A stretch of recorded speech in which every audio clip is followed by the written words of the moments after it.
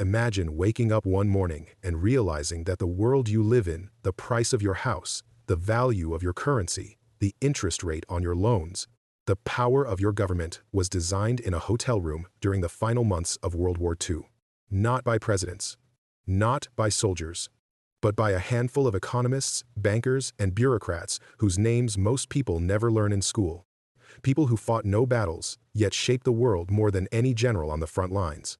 World War II destroyed cities, collapsed empires, and redrew borders, but its most lasting legacy was something far less visible: a new global financial order.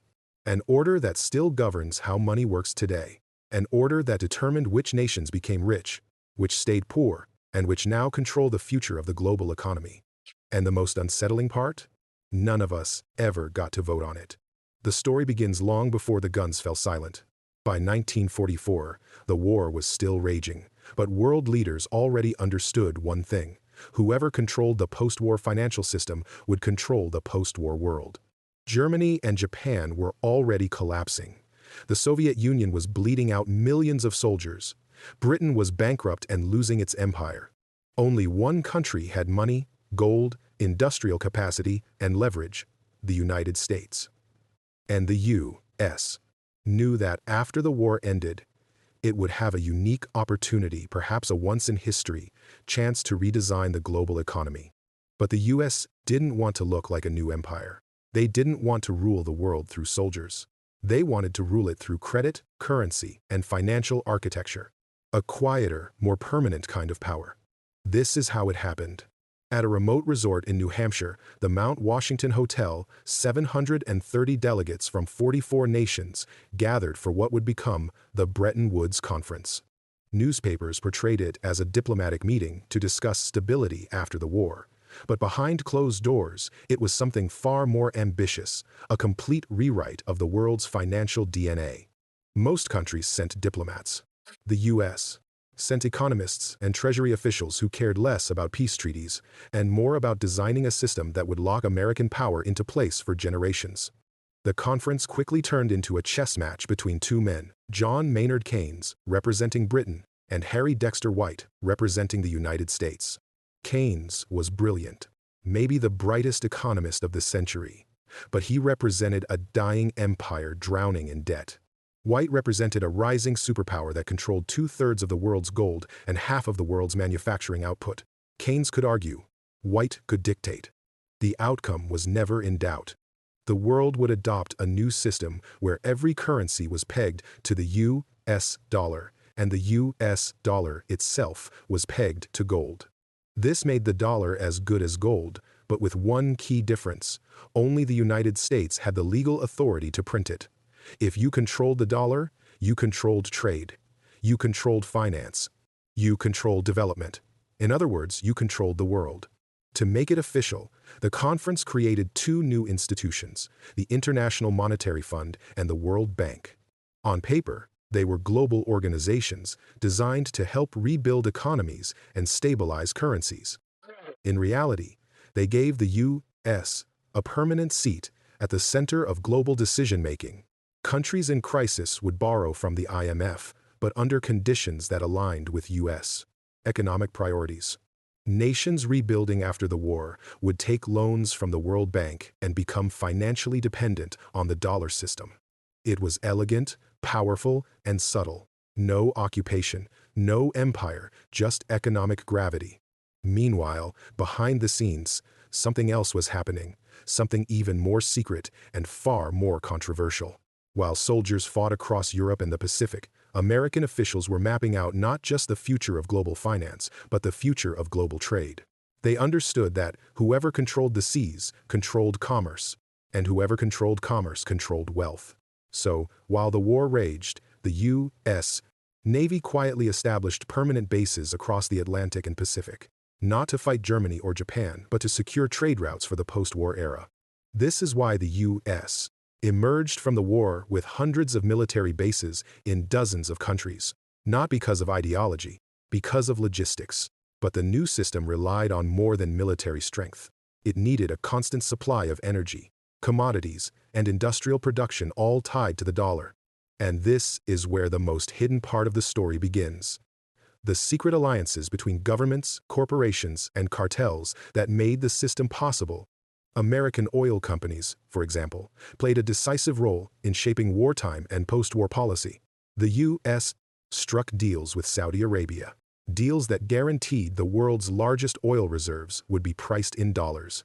This created the petrodollar, which became the foundation of global energy markets and another pillar of U.S. dominance. Meanwhile, corporations like IBM, General Motors, and Standard Oil had already built global networks before the war networks that the U.S. government leveraged to establish influence in Europe, Latin America, and Asia. Some of these companies had questionable wartime relationships. Some provided technology that both sides used. But after 1945, they helped integrate allied nations into the American economic orbit.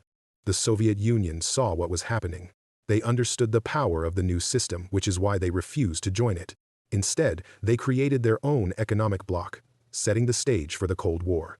But even the Soviet Union couldn't escape the gravitational pull of the dollar. Global markets priced commodities in dollars. Trade deals used dollars. Even communist nations eventually needed access to dollar-based systems to buy goods on global markets. But the architects of the system made one fatal assumption, that the U.S. would always have enough gold to back the dollar. In the 1950 seconds, this was true. By the late 1960 seconds, it wasn't. Europe and Japan rebuilt faster than expected. The U.S. spent billions on the Korean War, the Cold War, and the Vietnam War. Gold reserves drained. The dollar's value became impossible to maintain. So in 1971, President Richard Nixon did something unthinkable. He ended the convertibility of dollars to gold, destroying the core of the Bretton Woods system overnight. Newspapers called it a crisis. Economists called it the end of stability. But the U.S. saw an opportunity. If the dollar was no longer tied to gold, it could expand infinitely. Debt could grow forever.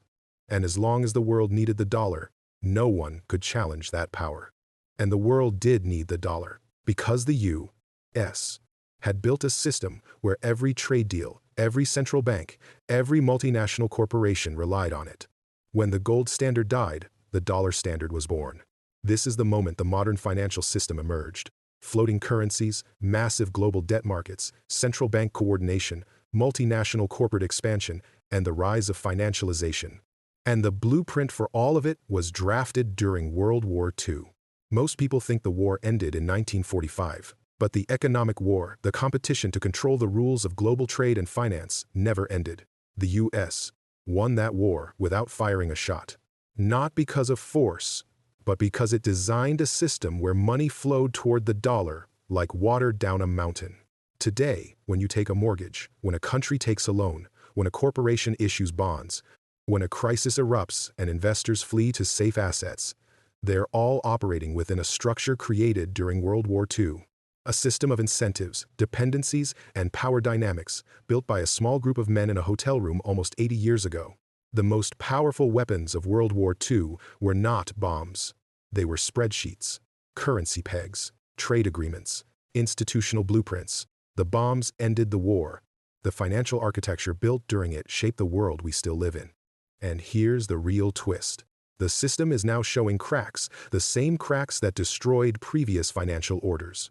Rising debt, fragmentation, geopolitical rivalry, monetary instability. Countries searching for alternatives to the dollar. Central banks stockpiling gold again, just like before 1944. History doesn't repeat, but financial architecture does.